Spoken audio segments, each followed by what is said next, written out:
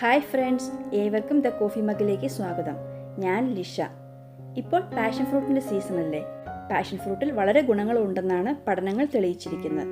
അതുകൊണ്ട് നമുക്ക് ഈ സീസണിൽ കുറച്ച് സിറപ്പ് ഉണ്ടാക്കി വെക്കുകയാണെങ്കിൽ ഓഫ് സീസണിലും ഉപയോഗിക്കാവുന്നതാണ്. ഇത് വളരെ ടേസ്റ്റിയും എല്ലാ പ്രായക്കാർക്കും ഇഷ്ടപ്പെടുന്നതുമായ ഒരു ഡ്രിങ്കാണ്.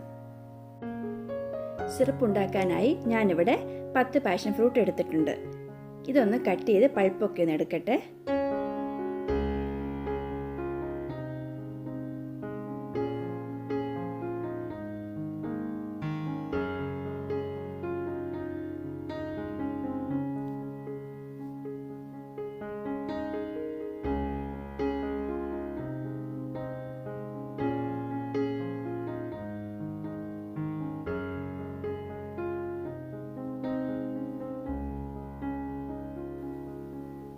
എന്നിട്ട് ഒരു ഫോർക്കോ സ്പൂണോ വെച്ച് നന്നായി ഒന്ന് മിക്സ് ചെയ്തെടുക്കാം. അതിനുശേഷം ഒരു മിക്സിയുടെ ജാറിലേക്ക് ഒഴിച്ചു കൊടുത്ത് സീഡ്സ് ഒക്കെ ഒന്ന് സെപ്പറേറ്റ് ചെയ്തെടുക്കാം. 1-2 പ്രാവശ്യം ജസ്റ്റ് ഒന്ന് വിപ്പ് ചെയ്തെടുത്താൽ മതി, അല്ലെങ്കിൽ സീഡ്സും അരഞ്ഞു പോകും. കുറച്ച് പൾപ്പ് വിപ്പ് ചെയ്യാതെ ഞാൻ മാറ്റി വെക്കുകയാണ്.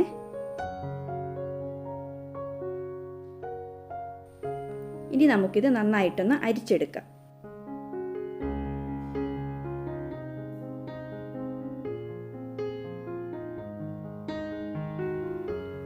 ശരിക്ക് ജ്യൂസ് കിട്ടിയില്ല എങ്കിൽ 1-2 പ്രാവശ്യം കൂടി വിപ്പ് ചെയ്താൽ മതി. ഇനി ഇതിലേക്ക് നേരത്തെ മാറ്റി വെച്ചിരുന്ന പൾപ്പ് കൂടി ചേർത്ത് ഇളക്കി മാറ്റി വെക്കാം.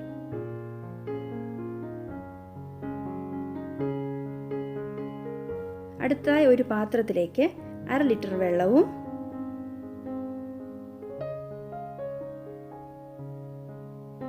1/2 കിലോ പഞ്ചസാരയും ചേർത്ത് തിളപ്പിച്ച് ഷുഗർ സിറപ്പ് ഉണ്ടാക്കാം.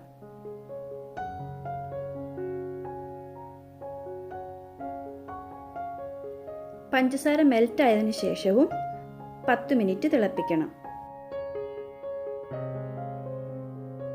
തീ ഓഫ് ചെയ്യുന്നതിന് മുൻപ് ഒരു നുള്ളുപ്പും ഒരു വലിയ ചെറുനാരങ്ങയുടെ നീരും ചേർത്ത് കൊടുക്കണം.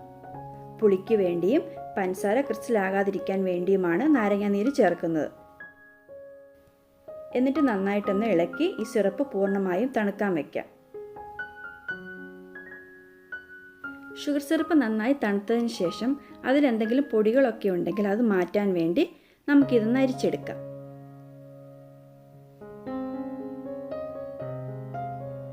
ഇനി ഇതിലേക്ക് നമ്മൾ നേരത്തെ റെഡിയാക്കി വെച്ചിരുന്ന ജ്യൂസും കൂടി ചേർത്ത് കൊടുക്കണം.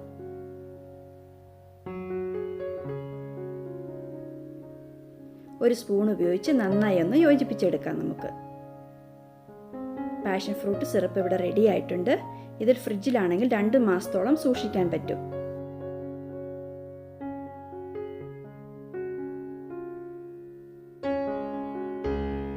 ഇനി നമുക്കിത് സെർവ് ചെയ്യാൻ വേണ്ടി ഒരു ഗ്ലാസിന്റെ 1/4 ഭാഗം സിറപ്പാണ് എടുക്കേണ്ടത്.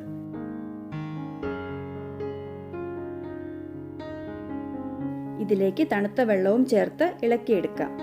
എല്ലാവർക്കും വളരെ ഇഷ്ടപ്പെടും. നിങ്ങൾ എല്ലാവരും ഒന്ന് ട്രൈ ചെയ്ത് നോക്കുക. അപ്പോൾ വീഡിയോ ലൈക്ക് ചെയ്യാനും ഷെയർ ചെയ്യാനും എൻ്റെ ചാനൽ സബ്സ്ക്രൈബ് ചെയ്തിട്ടില്ലാത്തവർ സബ്സ്ക്രൈബ് ചെയ്യാനും മറക്കല്ലേ. ഇനി നമുക്ക് മറ്റൊരു നല്ല റെസിപ്പിയുമായി വീണ്ടും കാണാം. Thank you.